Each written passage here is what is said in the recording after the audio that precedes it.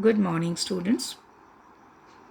Students, the story that you are going to read today is abridged and adapted from The Wind and the Willow, written by Kenneth Grahame. Though published over 100 years ago, The Wind and the Willow has survived as a classic children's novel. It is the story of Mr. Toad and his adventures, and about his animal friends who live a wonderful life in Toad Hall. Story starts where Ratty and his neighbor Mole are enjoying the warm sunshine on the river bank. Mole has become incredibly interested in meeting the famed Mr. Toad. He asks Ratty to get him to Toad Hall. Ratty also gets excited and explains Toady nature, being a good fellow, good-tempered, and always glad to meet his friends.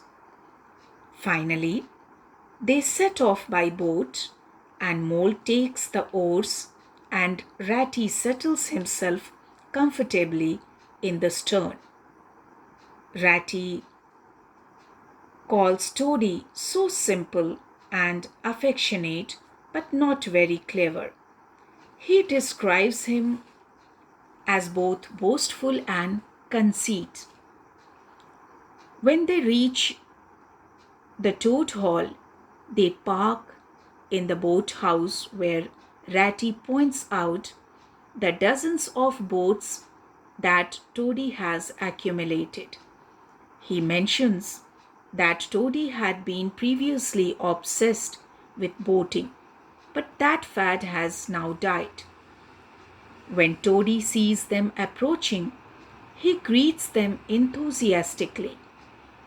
Mole compliments Toad Hall, and Toady begins boasting about its prominence. Ratty mentions Toady's boating mania, but Toady scoffs at how juvenile boating was. It was a silly boyish amusement, and he has given it up long ago. He then ushers Rat and Mole to his newest toy, a yellow horse-drawn caravan.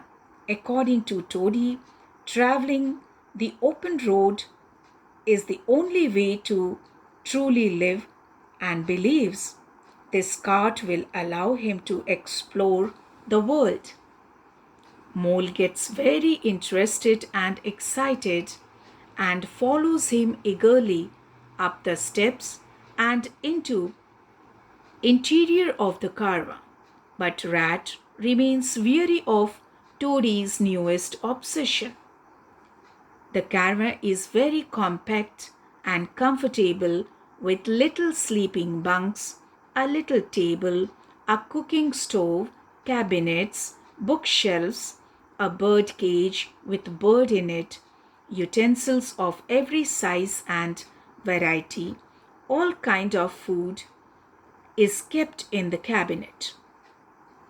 Toady says nothing has been forgotten to start their trip, but Ratty is reluctant to join him.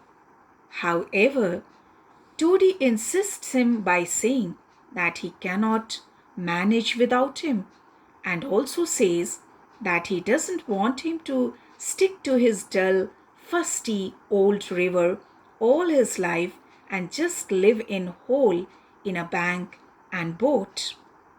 Rather, he wants to show him the world. Ratty on this says he doesn't care and is not interested at all. But seeing the excitement of Mole, he agrees as he hates disappointing people.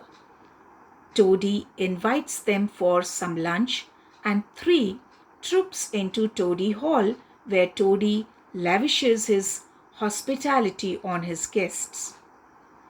A little later, Triumphant Toady leads his companions to the cart with Ratty at the reins, for he is very good with horses. They all set off leisurely on the open road and get engaged in pleasant conversation about the possible adventures that awaited them. About a mile down, suddenly they hear a dangerous hum behind them, and the caravan is overtaken by a bursting motor car, thrown off the road into a ditch, and the canary colored cart, that is a pride and joy for them, lays on its side. Ratty and Mole look at Toady in dismay as his dream cart lay shattered in the dust. And thus the story ends here.